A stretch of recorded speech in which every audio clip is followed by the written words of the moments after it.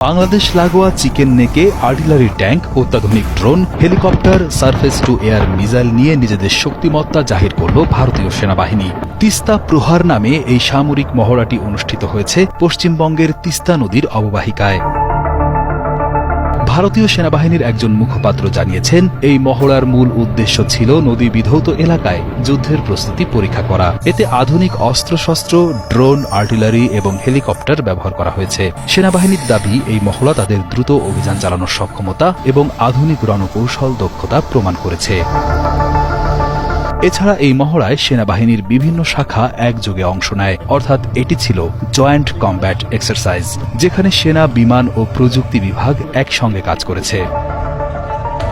এই মহড়াটি গত ৮ থেকে ১০ মে পর্যন্ত ৩ দিন ধরে চলেছে এবং এটি ভারতের শিলিগুড়ি করিডোরের বা চিকেন স্নেকের খুব কাছেই অনুষ্ঠিত হয়। এই করিডোরটি ভারতের মূল ভূখণ্ডকে উত্তর পূর্বাঞ্চলের সঙ্গে যুক্ত করেছে এবং এটি মাত্র ১৭ কিলোমিটার চওড়া। এটি ভারতের জন্য একটি অত্যন্ত স্ট্র্যাটেজিক একটি অঞ্চল।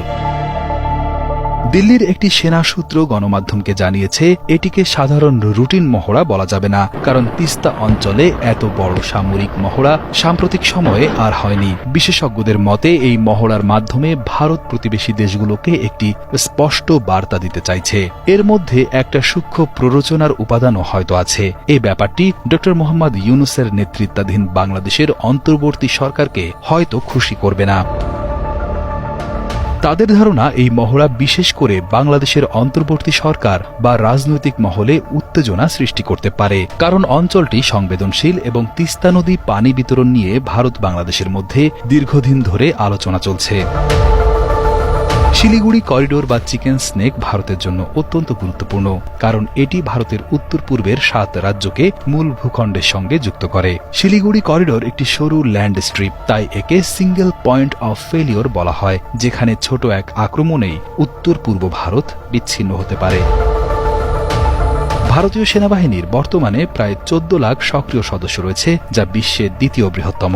২০২৪-২৫ সালের জন্য ভারতের প্রতিরক্ষা বাজেট ছিল প্রায় ৬ লক্ষ কোটি রুপি, যার বড় অংশ প্রযুক্তি ও আধুনিকায়নের পেছনে ব্যয় হচ্ছে।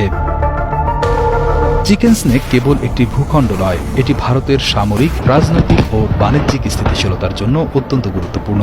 এই অঞ্চলটির সুরক্ষা ও কৌশলগত গুরুত্ব আরও বাড়বে আগামী দিনে, বিশেষ করে চীন ও বাংলাদেশের সঙ্গে সম্পর্কের ক্ষেত্রে। তাই ভারতীয় সেনাবাহিনীর জন্য এটি একটি নিরাপত্তা চ্যালেঞ্জ, যা সামরিক মহড়া ও উন্নত প্রযুক্তির মাধ্যমে তারা মোকাবেলা করতে চায় বলে মত আন্তর্জাতিক বিশেষজ্ঞ মহলে। এই অঞ্চলটি ভারতের জন্য গুরুত্বপূর্ণ, কারণ এটি চীনের পশ্চিমাঞ্চল ও তিব্বতের খুব কাছাকাছি। চীনের সেনাবাহিনী যদি উত্তর পূর্ব ভারত থেকে ভারতীয় সেনা অবরুদ্ধ করতে চায়, তাহলে চিকেন নেকের কাছ থেকে ওই অঞ্চলটি বিচ্ছিন্ন হয়ে পড়বে। এর ফলে ভারতের উত্তর সীমান্তে চীনের অবস্থান আরও শক্তিশালী হয়ে উঠবে।